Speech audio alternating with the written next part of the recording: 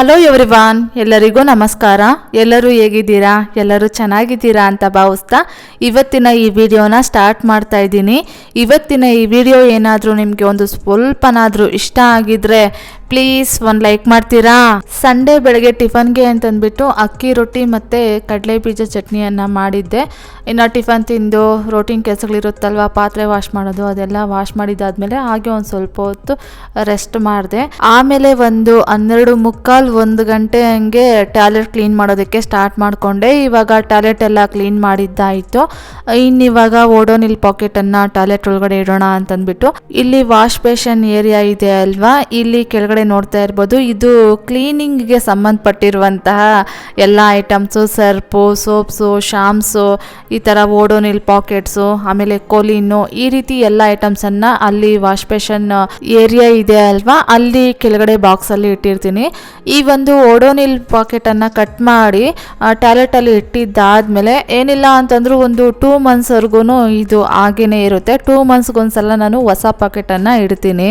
ಈ Odonil ಪಾಕೆಟ್ಸಲ್ಲಿ different flavours ಇರುತ್ತಲ್ವಾ, jasmine flavour, ಇದು ಲ್ಯಾವೆಂಡರು, ಅದಾದಮೇಲೆ ರೋಸ್ ಫ್ಲೇವರು, ಈ ಥರ ಡಿಫ್ರೆಂಟು ಫ್ಲೇವರ್ಸ್ ಎಲ್ಲ ಇರುತ್ತಲ್ವ. ಆ ಸ್ಮೆಲ್ಲು ಒಂಥರ ಘಮ ಅಂತ ಬರ್ತಾ ಇರುತ್ತಲ್ವ ಟಾಯ್ಲೆಟಲ್ಲಿ ಇಟ್ಟರೆ. ಅದಿಲ್ಲ ಅಂತಂದರೆ ಟಾಯ್ಲೆಟ್ಸಲ್ಲಿ ಒಂಥರ ಚೆನ್ನಾಗಿರಲ್ಲ, ಅದಿಟ್ರೆ ಒಂಥರ ಸ್ಮೆಲ್ ತುಂಬ ಚೆನ್ನಾಗಿ ಅನಿಸ್ತಾ ಇರುತ್ತೆ. ನೆಕ್ಸ್ಟ್ ಈಗ ಸಂಡೇ ನೈಟು ಊಟ ಎಲ್ಲ ತಿಂದಿದ್ದಾದ್ಮೇಲೆ ಪಾತ್ರೆಗಳೆಲ್ಲ ವಾಶ್ ಮಾಡಿ ಇವಾಗ ಕಿಚನ್ ಕ್ಲೀನ್ ಮಾಡ್ತಾ ಇದ್ದೀನಿ. ಹಾಗೆ ಲಾಸ್ಟ್ ವಿಡಿಯೋದಲ್ಲಿ ಅರ್ಚನಾ ಅವರು ಕಮೆಂಟ್ ಮಾಡಿದರು, ಅಕ್ಕ ಗ್ರಹಣ ಇದೆ ಅಲ್ವಾ, ಗ್ರಹಣನ ನೀವು ಯಾವ ರೀತಿಯಾಗಿ ಮಾಡಿದ್ರಿ ಅಂತಂದ್ಬಿಟ್ಟು ನೆಕ್ಸ್ಟ್ ವ್ಲಾಗಲ್ಲಿ ಶೇರ್ ಮಾಡ್ಕೊಳ್ಳಿ ಅಂತಂದ್ಬಿಟ್ಟು ಅವ್ರು ಕಮೆಂಟ್ ಮಾಡಿದರು. ಅದ್ರ ಬಗ್ಗೆನೇ ನಾನು ನನಗೆಷ್ಟು ಗೊತ್ತೋ ನಾನು ಯಾವ ರೀತಿಯಾಗಿ ಮಾಡ್ತಾ ಇದ್ದೀನೋ ಅದನ್ನು ನಿಮ್ಮ ಜೊತೆ ಶೇರ್ ಮಾಡ್ಕೊಳ್ತಾ ಇದ್ದೀನಿ. ಇದೇ ರೀತಿಯಾಗಿ ಮಾಡಬೇಕು ಅಂತ ಏನಿಲ್ಲ, ನಿಮ್ಮ ನಂಬಿಕೆಗೆ ಬಿಟ್ಟಿದ್ದು. ನಾನು ಯಾವ ರೀತಿಯಾಗಿ ಚಂದ್ರಗ್ರಹಣ ಎಲ್ಲ ಮುಗ್ದಿದ್ದಾದ್ಮೇಲೆ ಮನೆಯೆಲ್ಲ ಕ್ಲೀನ್ ಮಾಡಿಕೊಂಡು ಅಡುಗೆ ಮಾಡಿ ಪೂಜೆಯನ್ನು ಮಾಡಿದೆ ಅಂತ ಇವತ್ತಿನ ಈ ವಿಡಿಯೋದಲ್ಲಿ ಶೇರ್ ಮಾಡ್ಕೊಳ್ತಾ ಇದ್ದೀನಿ. ಈಗ ನೈಟು ಊಟ ಎಲ್ಲ ತಿಂದಿದ್ದಾದ್ಮೇಲೆ ಕಿಚನ್ ಕ್ಲೀನ್ ಮಾಡಿ ಇವಾಗ ಎಲ್ಲ ಆಹಾರ ಪದಾರ್ಥಗಳ ಮೇಲೆ ನಾನು ದರ್ಬೆಯನ್ನು ಇಡ್ತಾ ಇದ್ದೀನಿ. ಇಲ್ಲಿ ಬೇಳೆಕಾಳುಗಳ ಮೇಲೆ ಮತ್ತು ಕೆಳಗಡೆ ಅಕ್ಕಿ ಬಾಕ್ಸ್ ಮೇಲೆ, ತರಕಾರಿ ಬುಟ್ಟಿ ಮೇಲೆ, ಆಮೇಲೆ ದೇವ್ರ ಮನೆಯಲ್ಲಿ ದೇವ್ರ ಪೂಜೆಗೆ ಸಂಬಂಧಪಟ್ಟಿರುವಂತಹ ವಸ್ತುಗಳ ಮೇಲೆ ಎಲ್ಲದ್ರ ಮೇಲೂ ಎಲ್ಲ ಕಡೆ ಅಲ್ಲಲ್ಲಿ ನಾನು ದರ್ಬೆಯನ್ನು ಇಟ್ಟೆ. ಈಗ ಇಲ್ಲಿ ನೋಡ್ತಾ ಇರ್ಬೋದು ಆಕಾಶದಲ್ಲಿ ಚಂದ್ರ ಯಾವ ರೀತಿಯಾಗಿ ಕಾಣಿಸ್ತಾ ಇದ್ದಾರೆ ಅಂತಂದ್ಬಿಟ್ಟು. ಈ ಒಂದು ಕ್ಲಿಪ್ಪಿಂಗ್ಸ್ ಬಂದು ನೈಟು ಮಧ್ಯರಾತ್ರಿ ನನಗೆ ಹಾಗೆ ಒಂದು ಸ್ವಲ್ಪ ಎಚ್ಚರ ಆಯಿತು. ಒಂದು 2:45 ಹಂಗೆ ಆಗಿತ್ತು ಟೈಮು. ಆವಾಗ ನಮ್ಮ ರೂಮು ವಿಂಡೋಯಿಂದ ಈ ರೀತಿಯಾಗಿ ಚಂದ್ರ ಅನ್ನೋದು ಕಾಣಿಸ್ತಾ ಇತ್ತು. ಹಾಗೆ ಒಂದು ವಿಡಿಯೋ ಕ್ಲಿಪ್ಪಿಂಗ್ಸನ್ನು ಮಾಡಿಕೊಂಡೆ. ಇನ್ನು ಚಂದ್ರಗ್ರಹಣ ಸ್ಟಾರ್ಟ್ ಆಗೋದಕ್ಕಿಂತ ಮುಂಚೆನೇ ನಾನು ದರ್ಬೆಯನ್ನು ಇಟ್ಬಿಟ್ಟಿದ್ದೆ. ಆಮೇಲೆ ನೈಟ್ ಊಟನೂ ಅಷ್ಟೇ ಒಂದು 7 ಗಂಟೆ ಹಂಗೆ ತಿನ್ಕೊಂಡ್ಬಿಟ್ಟಿದ್ವಿ. ನೈಟ್ ಊಟಕ್ಕೆ ಅಂತಂದ್ಬಿಟ್ಟು ಪಾಸ್ತಾ ಮಾಡಿದ್ದೆ. ಅಡುಗೆ ಏನು ಉಳಿಸೋದಕ್ಕೆ ಹೋಗಲಿಲ್ಲ, ಎಲ್ಲ ಕ್ಲೀನ್ ಮಾಡಿಬಿಟ್ಟೆ, ಯಾಕಂದರೆ ಏನು ಉಳಿಬಾರ್ದು ಅಂತಲೇ ನಾನು ಪಾಸ್ತಾನ ಮಾಡಿದ್ದೆ. ನೆಕ್ಸ್ಟ್ ಈಗ ಸೋಮವಾರ ಬೆಳಗ್ಗೆ ಎದ್ದು ಫ್ರೆಶ್ ಅಪ್ ಆಗಿ ಆಮೇಲೆ ಬಾಲ್ಕನಿಗಳು ಮತ್ತು ಕಾರಿಡಾರ್ ಎಲ್ಲ ಕಸ ಗುಡಿಸಿದ್ದಾದ್ಮೇಲೆ ಇವಾಗ ನೈಟು ಇಟ್ಟಿರುವಂತಹ ದರ್ಬೆನೆಲ್ಲ ತೆಗಿತಾ ಇದ್ದೀನಿ. ಈ ದರ್ಬೆನೆಲ್ಲ ತೆಗೆದು ನಾನು ನೀರಿಗೆ ಹಾಕ್ಬಿಟ್ಟೆ. ನೀರಿಗೆ ಹಾಕೋದಕ್ಕೆ ಒಂದು ಸ್ವಲ್ಪ ಪಾರ್ಕ್ವರೆಗೂ ಹೋಗ್ಬೇಕಾಗಿತ್ತು. ಹಾಗೆ ಒಂದು ಸ್ವಲ್ಪ ಲೇಟ್ ಆಗಿಬಿಡ್ತು ಸೋಮವಾರದ ದಿನ. ಇವಾಗ ಅಲ್ಲಿಂದ ಬಂದಿದ್ದಾದ್ಮೇಲೆ ಮನೆಯೆಲ್ಲ ಕಸ ಗುಡಿಸೋದಕ್ಕಿಂತ ಮುಂಚೆ ಮನೆ ಒರೆಸೋದಕ್ಕೆ ನೀರಲ್ಲಿ ಮಾಪು ನೆನೆಸಿಡೋಣ ಅಂತಂದ್ಬಿಟ್ಟು ಈ ನೀರಿಗೆ ನಾನು ಕಲ್ಲುಪ್ಪು, ಅರಿಶಿನ, ಆಮೇಲೆ ಗೋಮೂತ್ರ, ಒಂದು ಪಾಕೆಟ್ಟು ಶಾಂಪು ಮತ್ತು ಡೆಟಾಯಿಲ್ ಒಂದು ಸ್ವಲ್ಪ ಇಷ್ಟನ್ನು ಹಾಕ್ಬಿಟ್ಟು ಇವಾಗ ನೀರಲ್ಲಿ ಮಾಪನ್ನು ನೆನೆಸಿಡ್ತಾ ಇದ್ದೀನಿ. ಮನೆಯೆಲ್ಲ ಕಸ ಗುಡಿಸ್ಕೊಂಬರೋಷ್ಟೊತ್ತಿಗೆ ಈ ಮಾಪು ನೀರಲ್ಲಿ ಚೆನ್ನಾಗಿ ನೆಂದಿರುತ್ತೆ. ಆಮೇಲೆ ಮನೆ ಒರೆಸೋದ್ರಿಂದ ಫ್ಲೋರ್ ಅನ್ನೋದು ಒಂಥರ ಬರೆಗಳ ರೀತಿ ಎಲ್ಲ ಕಾಣಿಸೋದಿಲ್ಲ. ನೀರಲ್ಲಿ ಮಾಪು ಚೆನ್ನಾಗಿ ನೆಂದ್ರೇನೆ ಬಟ್ಟೆ ಎಲ್ಲ ನೀರನ್ನು ಚೆನ್ನಾಗಿ ಹೀರ್ಕೊಂಡು ಆಮೇಲೆ ಚೆನ್ನಾಗಿ ಹಿಂಡಿ ಮನೆ ಒರೆಸಿದ್ರೆ ಫ್ಲೋರು ನೀಟಾಗಿ ಕಾಣಿಸ್ತಾ ಇರುತ್ತೆ, ಒಂಥರ ಕನ್ನಡಿ ಹೊಳ್ದಂಗೆ ಹೊಳಿತಾ ಇರುತ್ತೆ. ನೆಕ್ಸ್ಟ್ ಇವಾಗ ಮನೆಯೆಲ್ಲ ಕಸ ಗುಡಿಸಿದ್ದಾದ್ಮೇಲೆ ಮನೆ ಕಸ ಗುಡಿಸೋದಕ್ಕಿಂತ ಮುಂಚೆನೇ ಬೆಡ್ ಎಲ್ಲ ಒದರಿ ಇಟ್ಟಿದ್ದೆ. ಇವಾಗ ಬೆಡ್ ಎಲ್ಲ ರೀಸೆಟ್ ಮಾಡ್ತಾ ಇದ್ದೀನಿ. ಈಗ ಬೆಡ್ ಎಲ್ಲ ರೀಸೆಟ್ ಮಾಡಿದ್ದಾದ್ಮೇಲೆ ಇವಾಗ ಮಾಸ್ಟರ್ ಬೆಡ್ರೂಮಿಂದ ಮನೆಯನ್ನು ಒರೆಸೋದಕ್ಕೆ ಸ್ಟಾರ್ಟ್ ಮಾಡ್ಕೊಂಡಿದ್ದೀನಿ. ಇಷ್ಟೊತ್ತಿಗೆ ಒಂದು 8:30 ಏನೋ ಟೈಮ್ ಆಗಿತ್ತು. ಇವಾಗ ಮನೆಯೆಲ್ಲ ಒರೆಸಿ ಆಮೇಲೆ ನಾನು ಸ್ನಾನ ಮಾಡಿಕೊಂಡು ಅಡುಗೆ ಮಾಡೋಷ್ಟರಲ್ಲಿ ಸೋಮವಾರ ದಿನ ಒಂದು ಸ್ವಲ್ಪ ಲೇಟೇ ಆಗಿಬಿಡ್ತು. ಆಗ್ಬಿಡ್ತು. ನಾನು ಯಾವಾಗಲೂ ಹೇಳ್ತಾ ಇರ್ತೀನಲ್ವಾ, ನಮ್ಮ ಮನೆಯಲ್ಲಿ ಖಾಲಿ ಸ್ಪೇಸ್ ಅನ್ನೋದು ಜಾಸ್ತಿ ಇರುತ್ತೆ. ಈ ಐಟಮ್ಸಿಂದ ಆಕ್ಯುಪೈ ಆಗಿರೋ ಜಾಗ ತುಂಬ ಅಂದರೆ ತುಂಬಾ ಕಡಿಮೆ. ರೂಮ್ಗಳಲ್ಲಿ ವಾರ್ಡ್ರೋಬ್ ಅಷ್ಟೇ ಜಾಗ ಆಕ್ಯುಪೈ ಆಗಿದೆ. ಇನ್ನು ಮಂಚದ ಕೆಳಗಡೆ ಎಲ್ಲ ಡೈಲಿ ಕಸ ಗುಡಿಸಿ ಒರೆಸ್ತಾ ಇರ್ತೀನಿ. ಅದಾದಮೇಲೆ ಇನ್ನು ಕಿಚನಲ್ಲಿ ಕ್ಯಾಬಿನೆಟ್ಸ್ ಅಷ್ಟೇ. ನೆಕ್ಸ್ಟ್ ಇನ್ನು ಲಿವಿಂಗ್ ರೂಮ್ಗೆ ಬರೋದಾದರೆ ಇಲ್ಲಿ ಪಾರ್ಟಿಷನ್ ಇದೆ ಅಲ್ವಾ, ಇಲ್ಲಿ ಈ ಒಂದು ಬಾಕ್ಸ್ ಅಷ್ಟೇ ಆಕ್ಯುಪೈ ಆಗಿದೆ ಜಾಗ. ಅದಾದಮೇಲೆ ಇನ್ನು ನನ್ನ ಬ್ರದರ್ ಇನ್ ಲಾ ಅವ್ರ ರೂಮಲ್ಲಿ ಅವರು ವಾರ್ಡ್ರೋಬ್ಸ್ ಅಷ್ಟೇ ಆಕ್ಯುಪೈ ಆಗಿದೆ. ಅದಾದಮೇಲೆ ನನ್ನ ಹಸ್ಬೆಂಡ್ ಆಫೀಸ್ ರೂಮು, ಅಲ್ಲಿ ಏನೂ ಆಕ್ಯುಪೈ ಆಗಿಲ್ಲ. ಎಲ್ಲಾದ್ರ ಕೆಳಗಡೆನೂ ನುಗ್ಗಿ ಅಂದರೆ ಬಗ್ಗಿ ಕಸ ಗುಡಿಸಿ ಒರೆಸ್ಕೊಂಬರ್ಬೇಕು. ಆದರೆ ಇದರಿಂದ ಏನು ಒಂದು ಅಡ್ವಾಂಟೇಜಸ್ಸು ಅಂತಂದರೆ, ಹಬ್ಬಗಳ ಟೈಮಲ್ಲೆಲ್ಲ ಕ್ಲೀನಿಂಗ್ ಮಾಡೋದಕ್ಕೆ ಸ್ಟಾರ್ಟ್ ಮಾಡ್ಕೊಳ್ತೀನಲ್ವ, ಆವಾಗ ಒಂದು ಸ್ವಲ್ಪ ನನಗೆ ಈಸಿ ಆಗಿರುತ್ತೆ. ಯಾಕಂದರೆ ಪ್ರತಿದಿನ ನಾನು ಕ್ಲೀನ್ ಮಾಡ್ತಾ ಇರ್ತೀನಲ್ವ, ಆವಾಗೆಲ್ಲ ನನಗೆ ಅಷ್ಟೊಂದು ಕಷ್ಟ ಅಂತ ಅನಿಸೋದಿಲ್ಲ. ಆದರೆ ಪ್ರತಿದಿನ ಕೆಲಸಗಳಲ್ಲಿ ಒಂದು ಸ್ವಲ್ಪ ಟೈಮ್ ಟೇಕಿಂಗ್ ಅನ್ನೋದು ಜಾಸ್ತಿನೇ ಆಗ್ತಾ ಇರುತ್ತೆ. ಈಗ ಮನೆ ಒಳಗಡೆ ಎಲ್ಲ ಒರೆಸಿದ್ದಾಯಿತು. ಇಲ್ಲಿ ಕಾರಿಡಾರ್ ಒಳಗಡೆ ಬಂದರೆ ಶೂ ಬಾಕ್ಸ್ ಮೇಲೆ ಒರೆಸ್ಕೊಂಡು ಬರ್ತೀನಿ. ಅದಾದಮೇಲೆ ಇಲ್ಲಿ ಗೇಟ್ ಗ್ರಿಲ್ಸ್ ಎಲ್ಲ ಒರೆಸ್ತೀನಿ. ಇನ್ನು ಆಚೆಗಡೆ ಗ್ರಿಲ್ಸ್ ಎಲ್ಲ ಒರೆಸ್ಕೊಂಡು ಇವಾಗ ಫ್ಲೋರ್ ಎಲ್ಲ ನೀಟಾಗಿ ಒರೆಸ್ಕೊಂಡು ಬರ್ತೀನಿ. ಇನ್ನು ನಾನು ಮ್ಯಾಟ್ಗಳೇನು ಹಾಕಿರಲಿಲ್ಲ, ಹೆಂಗೂ ಗ್ರಹಣ ಎಲ್ಲ ಮುಗ್ದಿದ್ದಾದ್ಮೇಲೆ ನೀಟಾಗಿ ಮನೆಯೆಲ್ಲ ಕ್ಲೀನ್ ಮಾಡ್ಕೊಳ್ತೀನಲ್ವ, ಆವಾಗಲೇ ಹಾಕೋಣ ಅಂತಂದ್ಬಿಟ್ಟು ಮ್ಯಾಟ್ಗಳೆಲ್ಲ ವಾಶ್ ಮಾಡಿ ಎತ್ತಿಟ್ಟಿದ್ದೆ. ಇವಾಗ ಮನೆಯೆಲ್ಲ ಒರೆಸಿದ್ದಾದ್ಮೇಲೆ ಮ್ಯಾಟ್ಗಳನ್ನೆಲ್ಲ ಹಾಕ್ತಾ ಇದ್ದೀನಿ. ಅಂದರೆ ಮೇನ್ ಡೋರ್ ಹತ್ರ ಒಂದು ಮ್ಯಾಟ್ ಇರಲೇಬೇಕಲ್ವ, ಅಲ್ಲೊಂದು ಹಾಕ್ಕೊಂಡಿದ್ದೆ ಅಷ್ಟೇ. ಇನ್ನಿಲ್ಲೆಲ್ಲ ಮ್ಯಾಟ್ಸನ್ನು ಹಾಕೇ ಇರಲಿಲ್ಲ. ಇವಾಗ ಮನೆಯೆಲ್ಲ ನೀಟಾಗಿ ಒರೆಸಿದ್ದಾದ್ಮೇಲೆ ಎಲ್ಲ ಕಡೆನೂ ಮ್ಯಾಟುಗಳನ್ನು ಹಾಕ್ಕೊಂಬರ್ತಾ ಇದ್ದೀನಿ. ಹಾಗೆ ನಾನು ಮೊದಲೇ ಹೇಳಿದಾಗೆ ಇದೆಲ್ಲ ಅವರವರ ನಂಬಿಕೆಗೆ ಬಿಟ್ಟಿದ್ದು. ಏಕೆಂದರೆ ಕೆಲವರೆಲ್ಲ ಇದು ನೈಸರ್ಗಿಕ ಕ್ರಿಯೆ, ಇದರಲ್ಲಿ ಏನಿದೆ ಅಂತೆಲ್ಲ ಕೇಳೋರು ಇರ್ತಾರೆ. ಎರಡೂ ರೀತಿಯಾಗೂ ನಾನು ಕೇಳಿದ್ದೀನಿ, ಪರ ವಿರೋಧ ಎರಡೂ. ಕ್ಲೀನ್ ಮಾಡಿಕೊಂಡ್ರೆ ಒಳ್ಳೆಯದು ಅಂತಾರೆ, ಕೆಲವರೆಲ್ಲ ಹಾಗೇನಿಲ್ಲ ಇದೆಲ್ಲ ನೈಸರ್ಗಿಕ ಕ್ರಿಯೆ ಅಂತಂದ್ಬಿಟ್ಟು ಹೇಳೋರು ಇದ್ದಾರೆ. ಅದಕ್ಕೆ ಹೇಳ್ತಾ ಇದ್ದೀನಿ, ಇದೆಲ್ಲ ಅವರವರ ನಂಬಿಕೆಗೆ ಬಿಟ್ಟಿದ್ದು. ನನಗೆ ಈ ರೀತಿಯಾಗಿ ಮಾಡ್ಕೊಳ್ಬೇಕು ಅಂತ ಇಷ್ಟ ಆಯಿತು, ಹಾಗಾಗಿ ಮಾಡ್ಕೊಳ್ತಾ ಇದ್ದೀನಿ. ಇವಾಗ ಮನೆಯೆಲ್ಲ ಒರೆಸಿದ್ದಾದ್ಮೇಲೆ ಮ್ಯಾಟ್ಗಳನ್ನೆಲ್ಲ ಹಾಕಿದೆ. ಅದಾದಮೇಲೆ ಸ್ನಾನ ಮಾಡ್ಕೊಂಡು ಬಂದು ಇವಾಗ ಗ್ಯಾಸ್ ಸ್ಟವ್ ಎಲ್ಲ ನೀಟಾಗಿ ಒರೆಸಿ, ನೈಟ್ ಟೈಮೂ ಕಿಚನ್ ಎಲ್ಲ ಕ್ಲೀನ್ ಮಾಡಿದಾಗ ಗ್ಯಾಸ್ ಸ್ಟವ್ ಎಲ್ಲ ಒರೆಸಿರ್ತೀನಿ. ಬೆಳಗ್ಗೆ ಕಸ ಗುಡಿಸಿದಾಗ ಧೂಳೆಲ್ಲ ಹೋಗಿ ಗ್ಯಾಸ್ ಸ್ಟವ್ ಮೇಲೆ ಒಂದು ಸ್ವಲ್ಪ ಕೂತ್ಕೊಂಡಿರುತ್ತೆ. ಹಾಗಾಗಿ ಒಂದ್ಸಲ ಬಟ್ಟೆಯಿಂದ ಒರೆಸಿ ಆಮೇಲೆ ಅಡುಗೆ ಮಾಡೋದಕ್ಕೆ ಸ್ಟಾರ್ಟ್ ಮಾಡ್ಕೊಳ್ತೀನಿ. ಇವಾಗ ಸ್ನಾನ ಮಾಡ್ಕೊಂಡು ಬಂದಿದ್ದಾದ್ಮೇಲೆ ಇನ್ನು ಟಿಫನ್ಗೆ ಬಂದ್ಬಿಟ್ಟು ತರಕಾರಿ ಎಲ್ಲ ಹಾಕ್ಬಿಟ್ಟು ಉಪ್ಪಿಟ್ಟು ಮಾಡೋಣ ಅಂತಂದ್ಬಿಟ್ಟು ಮಾಡ್ತಾ ಇದ್ದೀನಿ. ಈ ಉಪ್ಪಿಟ್ಟಿಗೆ ಸಬ್ಬಕ್ಕಿ ಸೊಪ್ಪಿತ್ತು ಅಂತಂದರೆ ಉಪ್ಪಿಟ್ಟು ಅನ್ನೋದು ತುಂಬ ಚೆನ್ನಾಗಿರುತ್ತೆ, ತಿನ್ನೋದಕ್ಕೆ ಅದೆಷ್ಟು ಟೇಸ್ಟಿಯಾಗಿರುತ್ತೆ ಅಂತಂದರೆ ತುಂಬ ಚೆನ್ನಾಗಿರುತ್ತೆ. ಈ ಉಪ್ಪಿಟ್ಟು ಅಂತಂದರೆ ಕೆಲವರಿಗೆಲ್ಲ ಇಷ್ಟ ಆಗೋದಿಲ್ಲ, ಅದೊಂಥರ ಕಾಂಕ್ರೀಟು ಅಂತ ಇರ್ತಾರೆ, ಇಷ್ಟಪಡೋದಿಲ್ಲ. ಆದರೆ ತರಕಾರಿಗಳೆಲ್ಲ ಹಾಕಿಬಿಟ್ಟು ಸಬ್ಬಕ್ಕಿ ಎಲ್ಲ ಹಾಕಿ ಉಪ್ಪಿಟ್ಟನ್ನು ಮಾಡಿದ್ರೆ ತಿನ್ನೋದಕ್ಕೆ ತುಂಬ ಚೆನ್ನಾಗಿರುತ್ತೆ ಉಪ್ಪಿಟ್ಟಂತೂ. ಇವಾಗ ಬೆಳಗ್ಗೆ ಟಿಫನ್ಗೆ ಮತ್ತು ಆದರೆ ಮಧ್ಯಾಹ್ನಕ್ಕೂ ಆಗಲಿ, ಯಾಕಂದರೆ ದೇವ್ರ ಮನೆಯನ್ನೆಲ್ಲ ಫುಲ್ಲು ಡೀಪ್ ಕ್ಲೀನಿಂಗ್ ಮಾಡ್ಕೊಳ್ಬೇಕು. ಆಮೇಲೆ ದೇವ್ರ ಸಾಮಾನೆಲ್ಲ ಕ್ಲೀನ್ ಮಾಡಿಕೊಂಡು ಮತ್ತು ಗಂಧ ಕುಂಕುಮ ಇಟ್ಟು ಸೋಮವಾರ ಸಂಜೆನೇ ದೇವ್ರ ಪೂಜೆ ಮಾಡಬೇಡ ಅಂತ ಅಂದ್ಕೊಂಡೆ. ಆಮೇಲೆ ಬೇಡ ಬಿಡು ಎಲ್ಲ ರೆಡಿ ಮಾಡಿ ಇಟ್ಕೊಂಡು ಮಂಗಳವಾರ ಬೆಳಗ್ಗೆ ಕಳಶ ಎಲ್ಲ ಪ್ರತಿಷ್ಠಾಪನೆ ಮಾಡಿ ಪೂಜೆಯನ್ನು ಮಾಡೋಣ ಅಂತಂದ್ಬಿಟ್ಟು ಆಮೇಲೆ ಒಂದು 5 ಗಂಟೆ ಹಂಗೆ ನನ್ನ ಪ್ಲ್ಯಾನ್ ಚೇಂಜ್ ಆಯಿತು. ಸಂಜೆ ಪೂಜೆ ಮಾಡೋಣ ಅಂತಲೇ ಇವಾಗ ಒಂದು ಗಂಟೆ ಹಂಗಾಗಿತ್ತು ದೇವ್ರ ಮನೆ ಕ್ಲೀನಿಂಗ್ ಸ್ಟಾರ್ಟ್ ಮಾಡ್ಕೊಳ್ಳೋದಕ್ಕೆ. ಬೆಳಗ್ಗೆ ಟಿಫನ್ ಎಲ್ಲ ತಿಂದಿದ್ದಾದಮೇಲೆ ಟೀ ಮಾಡಿ ಕುಡಿದು ಪಾತ್ರೆಗಳೆಲ್ಲ ವಾಶ್ ಮಾಡಿ ಇನ್ನು ಕಿಚನ್ ಎಲ್ಲ ಕ್ಲೀನ್ ಮಾಡಿ ಇಟ್ಬಿಟ್ಟೆ. ದೇವ್ರ ಸಾಮಾನೆಲ್ಲ ಬೆಳಗಿಟ್ಕೊಳ್ಬೇಕಲ್ವ, ಹಾಗಾಗಿ ಇನ್ನು ಪಾತ್ರೆ ಬೇಷನ್ನು ಅಷ್ಟೇ ತಗೊಂಡೋಗಿ ಅಲ್ಲಿ ಯುಟಿಲಿಟಿಯಲ್ಲಿ ಗ್ರಿಲ್ಸ್ ಮೇಲೆ ಇಟ್ಬಿಟ್ಟೆ. ಇನ್ನು ಕಿಚನ್ ಕೌಂಟರ್ ಟಾಪ್ ಎಲ್ಲ ಫುಲ್ಲು ಇಲ್ಲಿ ಫಿಲ್ ಆಗಿಬಿಟ್ಟಿದೆ. ನೋಡ್ತಾ ಇರ್ಬೋದು ಎಷ್ಟೊಂದು ದೇವ್ರ ಸಾಮಾನುಗಳನ್ನ ಇಟ್ಕೊಂಡಿದ್ದೀನಿ ಅಂತಂದ್ಬಿಟ್ಟು. ನಿಜವಾಗ್ಲೂ ಹೇಳಬೇಕು ಅಂತಂದರೆ ದೇವ್ರ ಮನೆಯಲ್ಲಿ ಐಟಮ್ಸ್ ಎಲ್ಲ ಜಾಸ್ತಿ ಇಟ್ಟರೆ ದೇವ್ರ ಮನೆ ನೋಡೋದಕ್ಕೆ ತುಂಬ ಚೆನ್ನಾಗಿ ಕಾಣ್ತಾ ಇರುತ್ತೆ, ಲಕ್ಷಣವಾಗಿರುತ್ತೆ. ಆದರೆ ಆ ಐಟಮ್ಸ್ನೆಲ್ಲ ಮೇಂಟೈನ್ ಮಾಡೋದಿದೆ ಅಲ್ವಾ, ಅದಂತೂ ತುಂಬ ಕಷ್ಟ ಆಗುತ್ತೆ. ಆದರೆ ನನಗೇನು ಅಂತಂದರೆ ಮನೆ ಕೆಲಸಗಳಲ್ಲಿ ನಿನಗೆ ಖುಷಿ ಕೊಡೋ ಕೆಲಸ ಯಾವುದು ಅಂತ ನನ್ನನ್ನು ಕೇಳಿದ್ದೀರಾ ಅಂತಂದರೆ ನನಗೆ ದೇವ್ರ ಪೂಜೆ ಮಾಡೋದು ಅಂತಲೇ ಹೇಳ್ತಾ ಇರ್ತೀನಿ. ಅಂದರೆ ಈ ರೀತಿಯಾಗಿ ದೇವ್ರ ಸಾಮಾನೆಲ್ಲ ನೀಟಾಗಿ ಇಟ್ಕೊಂಡು ದೇವ್ರ ಮನೆಯೆಲ್ಲ ಅಲಂಕಾರ ಮಾಡಿ ಪೂಜೆ ಮಾಡೋದು ಅಂತಂದರೆ ನನಗೆ ಸಿಕ್ಕಾಪಟ್ಟೆ ಇಷ್ಟ ಆಗುತ್ತೆ. ಬೇರೆ ಕೆಲಸಗಳಿಗೆ ಹೋಲಿಸ್ಕೊಂಡ್ರೆ ಈ ಕೆಲಸ ನನಗೆ ತುಂಬ ಇಷ್ಟ ಆಗುತ್ತೆ. ಇವಾಗ ದೇವ್ರ ಮನೆಯಿಂದ ದೇವ್ರ ಸಾಮಾನುಗಳನ್ನೆಲ್ಲ ತೆಗೆದಿಟ್ಟಿದ್ದಾಯಿತು.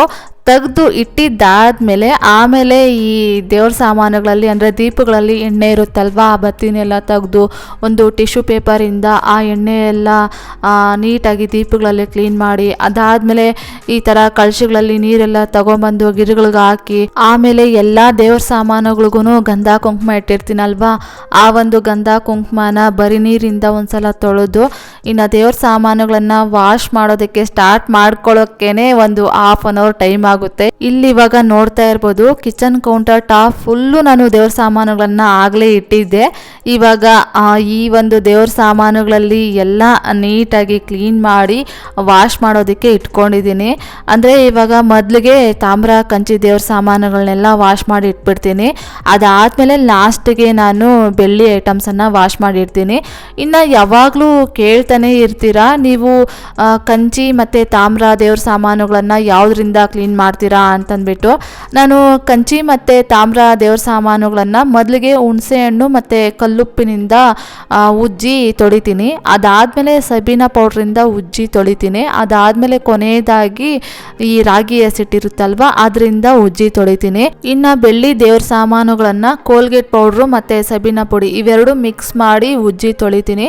ಕೆಲವೊಂದು ಸಲ ಸಬೀನ ಪುಡಿ ಇಲ್ಲ ಅಂತಂದ್ರೂ ಬರೀ ಕೋಲ್ಗೇಟ್ ಪೌಡ್ರಿಂದನೇ ಉಜ್ಜಿ ತೊಳಿತೀನಿ. ಹೀಗೆ ಲಾಸ್ಟ್ ವೀಕು ನಾನು ಮತ್ತು ನಮ್ಮ ಪಕ್ಕದ ಮನೆಯಲ್ಲಿರೋ ನಮ್ಮ ಫ್ರೆಂಡು ಮಾತಾಡ್ತಾ ಇರಬೇಕಾದ್ರೆ ಅವರು ಕೇಳಿದ್ರು, ನೀವು ತಾಮ್ರ ಕಂಚಿ ಮತ್ತು ಬೆಳ್ಳಿ ದೇವ್ರ ಸಾಮಾನುಗಳನ್ನು ಯಾವ ರೀತಿಯಾಗಿ ಕ್ಲೀನ್ ಮಾಡ್ತೀರಾ, ತುಂಬ ಚೆನ್ನಾಗಿರುತ್ತೆ ಅಂತಂದ್ಬಿಟ್ಟು ಕೇಳಿದ್ರು.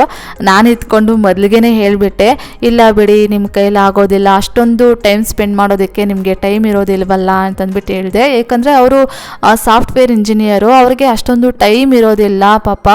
ಹಾಗಾಗಿ ನಾನು ಹೇಳಿದೆ. ಅವ್ರು ಇದ್ಕೊಂಡು ಇಲ್ಲ ಹೇಳಿ ಯಾವ ರೀತಿಯಾಗಿ ಕ್ಲೀನ್ ಮಾಡ್ತೀರಾ ಅಂತಂದ್ಬಿಟ್ಟು ಕೇಳಿದ್ರು. ಯಾಕಂದರೆ ಅವರು ಆಂಧ್ರದವರು, ಅವ್ರಿಗೆ ಕನ್ನಡ ಅಷ್ಟಾಗಿ ಅರ್ಥ ಆಗೋದಿಲ್ಲ. ನನ್ನ ವೀಡಿಯೋಸ್ ನೋಡ್ತಾರೆ ಆದರೆ ಅಷ್ಟಾಗಿ ಅರ್ಥ ಆಗೋದಿಲ್ಲ. ನಾನು ತೆಲುಗಲ್ಲಿ ಹೇಳಿದ್ರೆ ಅವರು ಕ್ಲಾರಿಟಿಯಾಗಿ ಅರ್ಥ ಮಾಡ್ಕೊಳ್ತಾರೆ. ಅದಕ್ಕೆ ನಾನು ಹೇಳಿದೆ, ತಾಮ್ರ ಮತ್ತು ಕಂಚಿ ದೇವ್ರ ಸಾಮಾನುಗಳನ್ನು ಮೊದಲಿಗೆ ಹುಣಸೆ ಹಣ್ಣು ಮತ್ತು ಕಲ್ಲುಪ್ಪಿಂದ ಉಜ್ಜಿ ತೊಳಿತೀನಿ. ಅದಾದಮೇಲೆ ಸಬೀನ ಪೌಡ್ರಿಂದ ಉಜ್ಜಿ ತೊಳಿತೀನಿ. ಅದಾದಮೇಲೆ ರಾಗಿ ಹಸಿಟ್ಟಿಂದ ಉಜ್ಜಿ ತೊಳಿತೀನಿ. ಈ ರೀತಿಯಾಗಿ ಮಾಡೋದ್ರಿಂದ ದೇವ್ರ ಸಾಮಾನುಗಳು ತುಂಬ ಚೆನ್ನಾಗಿ ಕಾಣ್ತಾ ಇರುತ್ತೆ. ಮತ್ತು ಒಂದು 15 ಡೇಸ್ ಹಾಗೆ ಇಟ್ಟರು ಸಹಿತ ಈಗ ವಾಶ್ ಮಾಡಿ ಇಟ್ಟಿದ್ದೀವೇನೋ ಅನ್ನೋ ರೀತಿಯಾಗಿಯೇ ಕಾಣಿಸ್ತಾ ಇರುತ್ತೆ ಅಂತಂದ್ಬಿಟ್ಟು ಹೇಳಿದೆ. ಅದಕ್ಕೆ ಅವ್ರು ಇತ್ಕೊಂಡು ಹೇಳಿದ್ರು, ಯಪ್ಪ ನನ್ನ ಕೈಲಾಗೋದಿಲ್ಲ, ನಿಮಗೆ ನಿಮ್ಮ ಪೇಷನ್ಸ್ಗೆ ಒಂದು ಸಲಾಮ್ ಅಂತಂದರೆ ತೆಲುಗಲ್ಲಿ ದಂಡಮ್ ಅಂತಂದರು. ಅಷ್ಟು ಟೈಮ್ ಸ್ಪೆಂಡ್ ಮಾಡ್ತೀನಿ ನಾನು ದೇವ್ರ ಪೂಜೆಗೆ ಅಂತಂದ್ಬಿಟ್ಟು. ಬಟ್ ಅವರಂತೂ ಪೂಜೆಗಳನ್ನು ತುಂಬ ಚೆನ್ನಾಗಿ ಮಾಡ್ತಾಯಿದ್ರು. ಈಗ ಅವರಿಲ್ಲ, ಲಾಸ್ಟ್ ಸಂಡೇ ಮನೆ ಖಾಲಿ ಮಾಡಿಕೊಂಡು ಬೇರೆ ಮನೆಗೆ ಹೋದರು. ನಾನು ಅವರು ಪರಿಚಯ ಆದಾಗಿಂದ ಹೇಳ್ತಾ ಇದ್ದೆ, ಒಬ್ಬ ಸಾಫ್ಟ್ವೇರ್ ಇಂಜಿನಿಯರ್ ಆಗಿ ಎಷ್ಟು ಚೆನ್ನಾಗಿ ನೀವು ಮನೆಯನ್ನು ನೀಟಾಗಿ ಇಟ್ಕೊಳ್ತೀರಾ ಮತ್ತು ಪೂಜೆಗಳನ್ನು ಎಷ್ಟು ಚೆನ್ನಾಗಿ ಮಾಡ್ತಾ ಇರ್ತೀರಾ ಅಂತಂದ್ಬಿಟ್ಟು ಯಾವಾಗಲೂ ನಾನು ಹೇಳ್ತಾ ಇದ್ದೆ. ನಿಮ್ಮನ್ನು ನೋಡಿದ್ರೆ ನನಗೆ ಒಂಥರ ಇನ್ಸ್ಪಿರೇಷನ್ ಥರ ಇರುತ್ತೆ ಅಂತಂದ್ಬಿಟ್ಟು ಹೇಳ್ತಾ ಇದ್ದೆ. ಅಷ್ಟು ಚೆನ್ನಾಗಿ ನಮ್ಮ ಆಚಾರ ವಿಚಾರಗಳನ್ನೆಲ್ಲ ಅವರು ಪಾಲಿಸ್ತಾ ಇದ್ದರು. ಏಕೆಂದರೆ ಸಾಫ್ಟ್ವೇರ್ ಇಂಜಿನಿಯರ್ಗಳು ಅಷ್ಟಾಗಿ ಅವರು ಈ ಥರ ಆಚಾರ ವಿಚಾರಗಳನ್ನು ಫಾಲೋ ಮಾಡೋದಿಲ್ಲ, ರೇರು. ಯಾಕಂದರೆ ಫಾಲೋ ಮಾಡೋದಿಲ್ಲ ಅನ್ನೋದಕ್ಕಿಂತ ಅವ್ರಿಗೆ ಟೈಮ್ ಇರೋದಿಲ್ಲ, ಟೈಮ್ ಅಭಾವ ಇರುತ್ತೆ, ಬ್ಯುಸಿ ಲೈಫ್ ಶೆಡ್ಯೂಲ್ ಇರುತ್ತೆ. ಹಾಗಾಗಿ ಅವರು ಆ ಥರ ಆಚಾರ ವಿಚಾರಗಳನ್ನು ಫಾಲೋ ಮಾಡೋದಕ್ಕೆ ಒಂದು ಸ್ವಲ್ಪ ಕಷ್ಟ ಅಂತ ಆಗ್ತಾ ಇರುತ್ತೆ. ಬೇಗ ಮಾಡ್ಕೊಂಡು ಹೋಗ್ತಾ ಇರ್ತಾರೆ. ಆದರೆ ಅವರಂತೂ ಸಿಕ್ಕಾಪಟ್ಟೆ ಚೆನ್ನಾಗಿ ಮಾಡ್ತಾಯಿದ್ರು. ಎಷ್ಟು ಚೆನ್ನಾಗಿ ಮಾಡ್ತಾಯಿದ್ರು ಅಂದರೆ ಶುಕ್ರವಾರ ದಿನ ಪೂಜೆ ಎಲ್ಲ ಬೇಗನೆ ಮಾಡಿಬಿಡ್ತಾಯಿದ್ರು. ಒಂದು 7 ಗಂಟೆ 7:15 ಪೂಜೆ ಮುಗಿಸ್ಬಿಡ್ತಿದ್ರು. ಹಬ್ಬಗಳಲ್ಲೂ ಅಷ್ಟೇ ಪೂಜೆಯನ್ನು ಚೆನ್ನಾಗಿ ಮಾಡ್ತಾಯಿದ್ರು. ಅವರು ಮನೆಯನ್ನು ಖಾಲಿ ಮಾಡ್ಕೊಂಡು ಹೋಗ್ಬೇಕಾದ್ರೆ ನನಗೆ ಸಿಕ್ಕಾಪಟ್ಟೆ ಬೇಜಾರಾಯಿತು. ಯಾಕಂದರೆ ನಾನು ಯಾರ ಜೊತೆ ತುಂಬ ಕ್ಲೋಸಾಗಿ ಮೂವ್ ಆಗ್ತಾ ಇರ್ತೀನೋ ಅವರೆಲ್ಲ ಸ್ವಲ್ಪ ದಿನದಲ್ಲೇ ಬಿಟ್ಟು ಹೋಗ್ಬಿಡ್ತಾರೆ. ಅದಕ್ಕೆ ಒಂಥರ ಬೇಜಾರಾಗ್ತಾಯಿತ್ತು. ಹೋಗ್ತೀರಾ ಅಂತ ಕೇಳ್ತಾ ಇದ್ದೆ. ಇಲ್ಲ ಬನ್ನಿ, ಹತ್ರದಲ್ಲೇ ಇರ್ತೀವಲ್ವ, ಒಂದು 20 ಮಿನಿಟ್ಸ್ ಅಷ್ಟೇ, ಯಾವಾಗಲಾದರೂ ವೀಕೆಂಡ್ ಇದ್ದಾಗ ಬನ್ನಿ, ನಾವು ಬರ್ತೀವಿ ಅಂತಂದ್ಬಿಟ್ಟು ಹೇಳಿದ್ರು. ಅಷ್ಟು ಕ್ಲೋಸ್ ಆಗಿದ್ದರು ಪಾಪ. ಅವರು ನಮ್ಮನ್ನು ವೀಡಿಯೋಸ್ ಎಲ್ಲ ಮಾಡ್ಕೊಳ್ಳಿ ಅಂತಲೂ ಸಹ ಪರ್ಮಿಷನ್ ಕೊಟ್ಟಿದ್ರು. ಆದರೆ ನಾನೇ ಮಾಡ್ತಾ ಇರಲಿಲ್ಲ. ಯಾಕಂದರೆ ಸುಮ್ಮನೆ ಯಾಕೆ ಏನಾದರೂ ನೆಗೆಟಿವ್ ಕಮೆಂಟ್ಸ್ ಏನಾದರೂ ಅವ್ರಿಗೇನಾದರೂ ಮಾಡಿದ್ರೆ ನನ್ನಿಂದ ಅವ್ರಿಗೆ ಯಾಕೆ ಬೇಜಾರಾಗೋದು ಅಂತಂದ್ಬಿಟ್ಟು ನಾನು ವೀಡಿಯೋಸನ್ನು ಮಾಡ್ತಾ ಇರಲಿಲ್ಲ. ನೆಕ್ಸ್ಟ್ ಇವಾಗ ದೇವ್ರ ಸಾಮಾನುಗಳನ್ನೆಲ್ಲ ಕ್ಲೀನ್ ಮಾಡಿ ದೇವ್ರ ಮನೆಯನ್ನೆಲ್ಲ ಕ್ಲೀನ್ ಮಾಡಿದ್ದಾಯಿತು. ಇವಾಗ ದೇವ್ರ ಫೋಟೋಸ್ ಎಲ್ಲ ಒರೆಸಿ ದೇವ್ರ ಫೋಟೋಸ್ಗೆ ಗಂಧ ಕುಂಕುಮನ ಇಡ್ತಾ ಇದ್ದೀನಿ. ಇವಾಗ ಇಲ್ಲಿ ನೋಡ್ತಾ ಇರ್ಬೋದು, ಒಬ್ಬರು ಕಮೆಂಟ್ ಮಾಡಿದ್ರು ದೇವ್ರ ಫೋಟೋಸ್ಗೆ ಗಂಧ ಕುಂಕುಮನ ಯಾವ ರೀತಿಯಾಗಿ ಇಡ್ತೀರಾ ಅಂತಂದ್ಬಿಟ್ಟು ಒಂದು ವಿಡಿಯೋದಲ್ಲಿ ಶೇರ್ ಮಾಡ್ಕೊಳ್ಳಿ ಅಂತಂದ್ಬಿಟ್ಟು. ಅದು ನನಗೆ ನೆನಪಾಯಿತು, ಅವ್ರಿಗೋಸ್ಕರ ಆ ಒಂದು ವಿಡಿಯೋ ಕ್ಲಿಪ್ಪಿಂಗ್ಸನ್ನು ಶೇರ್ ಮಾಡಿಕೊಂಡೆ. ನಮ್ಮ ಮನೆಯಲ್ಲಿ ದೇವ್ರ ಫೋಟೋಸ್ಗೆ ಗಂಧ ಕುಂಕುಮ ಇಟ್ಟರೆ ಒಂದು ಸ್ವಲ್ಪ ದಿನ ಆದಮೇಲೆ ಅದು ಉದುರೋಗ್ತಾ ಇರುತ್ತೆ ಅಂತಂದ್ಬಿಟ್ಟು ಕಮೆಂಟ್ ಮಾಡಿದ್ರು. ಅಂದರೆ ನೀವು ಗಂಧ, ಜವಾದಿ ಪೌಡ್ರು ಮತ್ತು ರೋಸ್ ವಾಟ್ರನ್ನು ಹಾಕಿ ಮಿಕ್ಸ್ ಮಾಡ್ತಿರಲ್ವಾ, ಅದನ್ನು ಅಷ್ಟೊಂದು ಗಟ್ಟಿಯಾಗಿನೂ ಮಿಕ್ಸ್ ಮಾಡಬಾರ್ದು, ಹಂಗಂತ ತೆಳುವಾಗೂ ಮಿಕ್ಸ್ ಮಾಡಬಾರ್ದು. ಒಂದು ಸ್ವಲ್ಪ ಮೀಡಿಯಮ್ ಹದದಲ್ಲಿ ಮಿಕ್ಸ್ ಮಾಡಿ ಗಂಧದ ಬೊಟ್ಟುಗಳನ್ನು ಇಡಿ. ಏನಿಲ್ಲ ಅಂತಂದ್ರೂ ಒಂದು ಮಂತ್ ಬಿಟ್ಟರು ಅದೇ ರೀತಿಯಾಗಿ ಇರುತ್ತೆ. ಅಂದರೆ ನೋಡ್ಕೊಳ್ಬೇಕು ನೀವು ಅಂದರೆ ಇವಾಗ ದೋಸೆ ಹಿಟ್ಟಿರುತ್ತಲ್ವ, ಆ ಹಿಟ್ಟಿನ ಹದದಲ್ಲಿ ನೀವು ಗಂಧದ ಒಂದು ಮಿಕ್ಸನ್ನು ರೆಡಿ ಮಾಡ್ಕೊಳ್ಳಿ, ಆವಾಗ ಚೆನ್ನಾಗಿ ಕುತ್ಕೊಳ್ಳುತ್ತೆ ಫೋಟೋಸಲ್ಲಿ ಗಂಧ ಅನ್ನೋದು.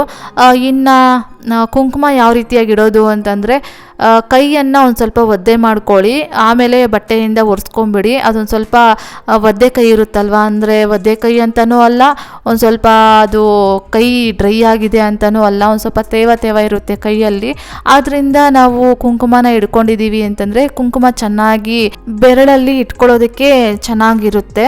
ಆವಾಗ ಗಂಧದ ಬೊಟ್ಟು ಮೇಲೆ ಕುಂಕುಮದ ಬೊಟ್ಟನ್ನು ಇಟ್ಟಾಗ ನೋಡೋದಕ್ಕೆ ಫೋಟೋಸಲ್ಲಿ ಬೊಟ್ಟುಗಳು ಚೆನ್ನಾಗಿ ಕಾಣ್ತಾ ಇರುತ್ತೆ. ಇವಾಗ ದೇವ್ರ ಸಾಮಾನುಗಳಿಗೆಲ್ಲ ಗಂಧ ಕುಂಕುಮ ಇಟ್ಟು ದೇವ್ರ ಮನೇಲಿ ತೊಗೊಂಡೋಗಿ ಒಂದೊಂದೇ ಐಟಮ್ಸನ್ನು ಜೋಡಿಸ್ತಾ ಇದ್ದೀನಿ. ಇನ್ನು ಹಾಗೆ ನನಗೊಬ್ಬರು ಲಾಸ್ಟು ಯಾವಾಗಲೂ ವಿಡಿಯೋದಲ್ಲಿ ಕಮೆಂಟ್ ಮಾಡಿದರು, ಮಂಜು ದೀಪಗಳಿಗೆ ಯಾವಾಗಲೂ ಅಷ್ಟೇ ಜೋಡಿ ಬತ್ತಿಗಳನ್ನು ಹಾಕಬೇಕು ಅಂತಂದ್ಬಿಟ್ಟು ಹೇಳ್ತಾ ಇರ್ತಾರೆ, ನೀವು ನೋಡಿದ್ರೆ ಒಂಟಿ ಬತ್ತಿಯನ್ನು ಹಾಕಿದ್ದೀರಲ್ವಾ ಅಂತಂದ್ಬಿಟ್ಟು ಕಮೆಂಟ್ ಮಾಡಿದರು. ನಾನು ಅಷ್ಟೇ ಯಾವಾಗಲೂ ಜೋಡಿ ಬತ್ತಿಯನ್ನೇ ಹಾಕೋದು. ಇವಾಗ ಇಲ್ಲಿ ನೋಡ್ತಾ ಇರ್ಬೋದು, ನಾನು ಗಂದಿಗೆ ಅಂಗಡಿಯಿಂದ ಹತ್ತಿ ಉಂಡೆಯನ್ನು ತೊಗೊಂಬಂದಿದ್ದೀನಿ. ಅಂದರೆ ಅವರೇ ಈ ಥರ ಹೊಸ್ದುಬಿಟ್ಟಿರ್ತಾರೆ, ಬತ್ತಿಗಳನ್ನು ಮಾಡಿ ಇಟ್ಟಿರ್ತಾರೆ. ಅದು ದೊಡ್ಡ ರೋಲೇ ಇರುತ್ತೆ, ಹತ್ತಿದು ಏನು ಬತ್ತಿಗಳ ರೋಲು. ಅಂದರೆ ಕಟ್ ಮಾಡಿರೋದಿಲ್ಲ, ನಾವೇ ನಮ್ಗೆ ಎಷ್ಟು ಬೇಕೋ ಅಷ್ಟು ಕಟ್ ಮಾಡ್ಕೊಳ್ಬೋದು. ನಾನು ಯಾವ ಸೈಜ್ಗೆ ಬೇಕೋ ಆ ಸೈಜ್ಗೆ ಕಟ್ ಮಾಡಿಕೊಂಡು ಒಂದು ಪ್ಲೇಟ್ ಇಟ್ಕೊಂಡು ಅದ್ರ ಮೇಲೆ 2 ಬತ್ತಿಗಳನ್ನು ಒಂದು ಬತ್ತಿಯಾಗಿ ಒಸೆದ್ಕೊಳ್ತೀನಿ. ಅದಾದಮೇಲೆ ದೀಪಗಳಿಗೆ ಹಾಕಿ ಇಟ್ಕೊಳ್ತೀನಿ. ನಾನು ಅಷ್ಟೇ ಯಾವಾಗಲೂ ಅಷ್ಟೇ ಜೋಡಿ ಬತ್ತಿಯನ್ನೇ ಹಾಕೋದು. ಪ್ರತಿ ಸಲ ವಿಡಿಯೋ ಕ್ಲಿಪ್ಪಿಂಗ್ಸನ್ನು ಶೇರ್ ಮಾಡ್ಕೊಳ್ಳೋದಕ್ಕೆ ಆಗೋದಿಲ್ವಲ್ಲ, ಹಾಗಾಗಿ ಹೇಳ್ತಾ ಇದ್ದೀನಿ. ಇನ್ನೂ ಸುಮಾರಷ್ಟು ಜನ ಕೆಲವೊಂದು ಡೌಟ್ಸನ್ನು ಕೇಳಿರ್ತೀರಾ, ಆದಷ್ಟು ನನಗೆ ನೆನಪಾದಾಗ ನಾನು ನಿಮಗೆ ಆನ್ಸರ್ ಮಾಡಿರ್ತೀನಿ. ಕೆಲವೊಂದಕ್ಕೆ ಆನ್ಸರ್ ಮಾಡ್ದೇ ಮರ್ತೋಗಿದ್ರೆ ನೀವು ಯಾರಾದರೂ ಕ್ವಶನ್ ಕೇಳಿದರೆ ನಾನು ಹೇಳಿಲ್ಲ ಅಂತಂದರೆ ಸಾರಿ. ನೆಕ್ಸ್ಟ್ ಈಗ ದೀಪಗಳಿಗೆಲ್ಲ ಬತ್ತಿಯನ್ನು ಹಾಕಿದ್ದಾದ್ಮೇಲೆ ಎಲ್ಲ ದೀಪಗಳಿಗೂ ಅಷ್ಟೇ ಒಂದು 5 ಕಾಳಷ್ಟು ಅಕ್ಷತೆ ಕಾಳನ್ನು ಹಾಕ್ತೀನಿ. ಅದಾದಮೇಲೆ ಅಷ್ಟಲಕ್ಷ್ಮಿ ಅಮ್ಮನವ್ರ ಕಳಶಕ್ಕೆ ಗಂಧ ಕುಂಕುಮ ಎಲ್ಲ ಇಟ್ಟು ಒಂದು ಅರಿಶಿಣದ ಕೊಂಬನ್ನು ಕಟ್ಟಿದೆ. ಈಗ ಎಲ್ಲ ದೇವ್ರ ಸಾಮಾನುಗಳಿಗೂ ಗಂಧ ಕುಂಕುಮ ಇಟ್ಟಿದ್ದಾಯಿತು. ಇವಾಗ ತೊಗೊಂಬಂದು ದೇವ್ರ ಮನೆಯಲ್ಲಿ ಎಲ್ಲ ದೇವ್ರ ಸಾಮಾನುಗಳನ್ನು ದೇವ್ರ ಮನೆಯಲ್ಲಿ ಇಡ್ತಾ ಇದ್ದೀನಿ. ಇಷ್ಟು ಕೆಲಸ ಮಾಡ್ಕೊಳ್ಳೋಷ್ಟರಲ್ಲಿ ನನಗೆ ಸಂಜೆ ಒಂದು 6 ಗಂಟೆ ಹಂಗೆ ಟೈಮ್ ಆಗಿತ್ತು. ಗೋಧೂಳಿ ಮುಹೂರ್ತ ಬಂದುಬಿಟ್ಟು 6:30ಗೆ ಸ್ಟಾರ್ಟ್ ಆಗಿ 6:50ವರೆಗೂ ಏನೋ ಇತ್ತು. ಆದರೆ ನನಗೆ ಯಾಕೋ ನಾಳೆ ಬೆಳಗ್ಗೆ ಮಾಡಿಕೊಂಡ್ರೆ ಚೆನ್ನಾಗಿರುತ್ತಲ್ವಾ, ಬೆಳಗ್ಗೆಯಿಂದ ಸಿಕ್ಕಾಪಟ್ಟೆ ಟೈರ್ಡ್ ಆಗೋಗಿದ್ದೀನಿ, ಆ ಕೆಲಸ ಈ ಕೆಲಸ ಅಂತಂದ್ಬಿಟ್ಟು ನಾಳೆ ಬೆಳಗ್ಗೆ ಫ್ರೆಶ್ ಆಗಿ ಮಾಡಿಕೊಂಡ್ರೆ ಚೆನ್ನಾಗಿರುತ್ತಲ್ವಾ ಅಂತಂದ್ಬಿಟ್ಟು ಅನಿಸ್ತಾ ಇತ್ತು. ಆಮೇಲೆ ನನ್ನ ಹಸ್ಬೆಂಡ್ನ ಕೇಳಿದೆ, ಈ ರೀತಿಯಾಗಿ ನಾಳೆ ಬೆಳಗ್ಗೆನೇ ಮಾಡಿಬಿಡ್ತೀನಿ ಫ್ರೆಶ್ ಆಗಿ ಅಂತಂದ್ಬಿಟ್ಟು ಹೇಳಿದೆ. ಅಂದರೆ ಶುಕ್ರವಾರ ಆದರೆ ಮಾಡಿಬಿಡ್ತೀನಿ. ನನಗೇನು ಅಂತಂದರೆ ನಮ್ಮ ಮನೆ ದೇವ್ರ ವಾರ ಬಂದುಬಿಟ್ಟು ಶುಕ್ರವಾರ ಅಲ್ವಾ, ಆ ವಾರ ಕಳಶ ಪ್ರತಿಷ್ಠಾಪನೆ ಮಾಡಿ ಮಾಡಿ ಮಾಡಿ ನನಗೆ ಅದೊಂಥರ ಅಭ್ಯಾಸ ಆಗೋಗಿದೆ. ಬೇರೆ ದಿನಗಳಲ್ಲಿ ಕಳಶ ಪ್ರತಿಷ್ಠಾಪನೆ ಮಾಡೋದಕ್ಕೆ ಒಂಥರ ಒಂದು ಸ್ವಲ್ಪ ಹಿಂದೂ ಮುಂದೆ ನೋಡ್ತಾ ಇರ್ತೀನಿ. ಹಾಗಾಗಿ ಸರಿ ಆಯಿತು, ನಾಳೆ ಮಾಡ್ಕೊಂಡ್ರೆ ಆಯಿತು ಬಿಡು ಅಂತಂದ್ಬಿಟ್ಟು ಸುಮ್ಮನಾಗ್ಬಿಟ್ಟೆ. ಒಂದು ವೇಳೆ ಏನಾದರೂ ಶುಕ್ರವಾರ ಆಗಿದ್ದರೆ ಹಂಗೋ ಹಿಂಗೋ ಅವತ್ತೇ ಮುಸ್ಸಂಜೆ ಪೂಜೆ ಮಾಡಿಬಿಡ್ತಿದ್ದೆ. ಇನ್ನು ಹಬ್ಬಗಳೇನಾದರೂ ಬಂದಿತ್ತು ಅಂತಂದರೆ ಆವಾಗ ಬೇರೆ ದಿನಗಳಲ್ಲಿ ಕಳಶ ಪ್ರತಿಷ್ಠಾಪನೆ ಮಾಡ್ಕೊಳ್ಳೋದಕ್ಕೆ ಇಷ್ಟಪಡ್ತೀನಿ. ಹೆಂಗೂ ನಾಳೆ ಬೆಳಗ್ಗೆ ಫ್ರೆಶ್ ಆಗಿ ಸ್ನಾನ ಮಾಡಿಕೊಂಡು ಬೆಳಗ್ಗೆನೆ ಪೂಜೆ ಮುಗಿಸ್ಕೊಂಡ್ರೆ ಆಯಿತು ಅಂತಂದ್ಬಿಟ್ಟು ಸುಮ್ಮನಾಗಿ ಇವಾಗ ಮಂಗಳವಾರ ಬೆಳಗ್ಗೆ ಇದ್ದು ಇನ್ನು ಹಿಂದಿನ ದಿನ ಎಲ್ಲ ರೆಡಿ ಮಾಡಿ ಇಟ್ಕೊಂಡಿದ್ನಲ್ವಾ, ಮನೇನೂ ನೀಟಾಗಿ ಒರೆಸಿದ್ದೆ. ಇನ್ನು ದೇವ್ರ ಫೋಟೋಸ್ಗೆ ಗಂಧ ಕುಂಕುಮ ಎಲ್ಲ ಇಟ್ಟು ಎಲ್ಲ ಪೂಜೆಗೆ ರೆಡಿ ಮಾಡ್ಕೊಂಡಿದ್ದೆ. ಇನ್ನು ಕಳಶ ಪ್ರತಿಷ್ಠಾಪನೆ ಮಾಡಿ ಇನ್ನು ಹೂಗಳೆಲ್ಲ ಜೋಡಿಸಿ ಪೂಜೆ ಮಾಡೋದಷ್ಟೇ ಇದ್ದಿದ್ದು. ನೆಕ್ಸ್ಟು ಮಂಗಳವಾರ ಬೆಳಗ್ಗೆ ಎದ್ದು ಮನೆಯೆಲ್ಲ ಕ್ಲೀನ್ ಮಾಡಿ ಕಸ ಎಲ್ಲ ಗೂಡಿಸಿ ಆಮೇಲೆ ಸ್ನಾನ ಮಾಡ್ಕೊಂಡು ಬಂದು ಇವಾಗ ದೇವ್ರ ಪೂಜೆ ಮಾಡ್ತಾ ಇದ್ದೀನಿ. ಒಂದು 8:30 9 ಗಂಟೆಗೆಲ್ಲ ಪೂಜೆ ಮಾಡಿದ್ದೆ. ಅಂದರೆ ನಾನು ಒಂದು 8:30ಗೆಲ್ಲ ಪೂಜೆ ಮಾಡಿಬಿಡ್ತೀನಿ. ಇನ್ನೊಂದು ½ ಅವರ್ ಪದ್ಮಾವತಿ ಅಮ್ಮನವರ ಸ್ತೋತ್ರ ಹೇಳ್ಕೊಳ್ಳೋದಕ್ಕೆ ಟೈಮ್ ಆಗುತ್ತೆ. ಇವಾಗ ಪೂಜೆಗೆಲ್ಲ ರೆಡಿ ಮಾಡಿಕೊಂಡು ಇಲ್ಲಿ ಹೊಸ್ಲ ಹತ್ರ ಪೂಜೆಯನ್ನು ಮಾಡಿದೆ. ಅದಾದಮೇಲೆ ದೇವ್ರ ಮನೆ ಒಳಗಡೆ ದೀಪ ಹಚ್ಚಿ ಪೂಜೆ ಮಾಡ್ತಾ ಇದ್ದೀನಿ. ನನ್ನ ಹಸ್ಬೆಂಡ್ ಪೂಜೆ ಮಾಡಲಿಲ್ಲ, ಯಾಕಂದರೆ ಅವ್ರಿಗೆ ಕೋಲ್ಡ್ ಆಗಿತ್ತು. ತಲೆಗೆ ನಾನು ಸ್ನಾನ ಮಾಡ್ಕೊಳ್ಲಿಲ್ಲ, ಮೈಗೆ ಮಾತ್ರ ಸ್ನಾನ ಮಾಡ್ಕೊಳ್ತೀನಿ, ನೀನೇ ಪೂಜೆ ಮಾಡಿಬಿಡಮ್ಮ ಅಂತಂದರು. ಸರಿ ಆಯಿತು ಅಂತಂದ್ಬಿಟ್ಟು ನಾನೇ ದೇವ್ರ ಮನೆಯಲ್ಲಿ ದೀಪಗಳನ್ನು ಬೆಳಗಿ ಇವಾಗ ಪೂಜೆಯನ್ನು ಮಾಡಿದ್ದೀನಿ. ಈಗ ನೋಡ್ತಾ ಇರ್ಬೋದು ಪೂಜೆ ಎಲ್ಲ ಮಾಡಿದ್ದಾಯಿತು. ಚಂದ್ರಗ್ರಹಣ ಮುಗಿದ ಮೇಲೆ ಈ ರೀತಿಯಾಗಿ ನಾನು ಮನೆಯನ್ನೆಲ್ಲ ಕ್ಲೀನ್ ಮಾಡಿ ಅಡುಗೆ ಮಾಡಿ ಮತ್ತು ಪೂಜೆಯನ್ನು ಮಾಡಿದ್ದು. ಹಾಗೆ ಇವತ್ತು ದೇವರ ಅಲಂಕಾರ ಯಾವ ರೀತಿಯಾಗಿದೆ ಅಂತಂದ್ಬಿಟ್ಟು ಕಮೆಂಟ್ ಬಾಕ್ಸಲ್ಲಿ ಕಮೆಂಟ್ ಮಾಡಿ. ಯಾವಾಗಲೂ ಇದೇ ರೀತಿಯಾಗಿಯೇ ಮಾಡ್ತಾ ಇರ್ತೀನಿ, ಆದರೆ ಇವತ್ತು ಹೂಗಳೊಂದು ಸ್ವಲ್ಪ ಡಿಫ್ರೆಂಟ್ ಆಗಿದೆ ಅಲ್ವಾ. ನಾನು ಬೆಂಗಳೂರಲ್ಲಿ ಹೂವು ತಗೊಳ್ಳೋದಾದರೆ ಬರೀ ರೋಸ್ ಹೂವು ಮತ್ತು ಯೆಲ್ಲೋ ಕಲರ್ ಸೇವಂತಿಗೆ ಹೂವು ಇಷ್ಟೇ ನನಗೆ ಸಿಗ್ತಾ ಇರುತ್ತೆ. ಆವಾಗವಾಗ ಯಾವಾಗಲಾದರೂ ಅಪರೂಪಕ್ಕೊಂದ್ಸಲ ಕಲರ್ ಹೂವು ಸಿಗ್ತಾ ಇರುತ್ತೆ. ಇವತ್ತು ಈ ಕಲರ್ ಹೂಗಳನ್ನು ಇಟ್ಬಿಟ್ಟು ಪೂಜೆಯನ್ನು ಮಾಡಿದ್ದೀನಿ. ನೆಕ್ಸ್ಟ್ ಹಾಗೆ ಶೈಲಜಾ ಅವರು ಕಮೆಂಟ್ ಮಾಡಿದರು, ಈ ಮಂತು 29ಗೆ ನನ್ನ ಬರ್ತ್ಡೇ ಇದೆ, ವಿಶ್ ಮಾಡಿ ಅಕ್ಕ ಅಂತಂದ್ಬಿಟ್ಟು. Many more happy returns of the day Shailaja ಅವರೇ. ಆ ದೇವರು ನಿಮಗೆ ಒಳ್ಳೆ ಆರೋಗ್ಯ, ಆಯುಷು ಮತ್ತು ಸಕಲ ಅಷ್ಟೈಶ್ವರ್ಯಗಳನ್ನು ಕೊಟ್ಟು ನಿಮ್ಮ ಜೀವನ ಯಾವಾಗಲೂ ಖುಷಿಯಾಗಿರಲಿ ಅಂತಂದ್ಬಿಟ್ಟು ಆ ದೇವರಲ್ಲಿ ನಾನು ಕೇಳ್ಕೊಳ್ತೀನಿಮ್ಮ. ಇದಾಗಿತ್ತು ಫ್ರೆಂಡ್ಸ್ ಇವತ್ತಿನ ಈ ವಿಡಿಯೋ ಏನಾದರೂ ನಿಮಗೆ ಒಂದು ಸ್ವಲ್ಪನಾದರೂ ಇಷ್ಟ ಆಗಿದ್ರೆ, ಮೋಟಿವೇಶನ್ ಅನಿಸಿದರೆ please do like, share, comment and subscribe to my channel. Thank you for watching my video. Have a nice day. Bye.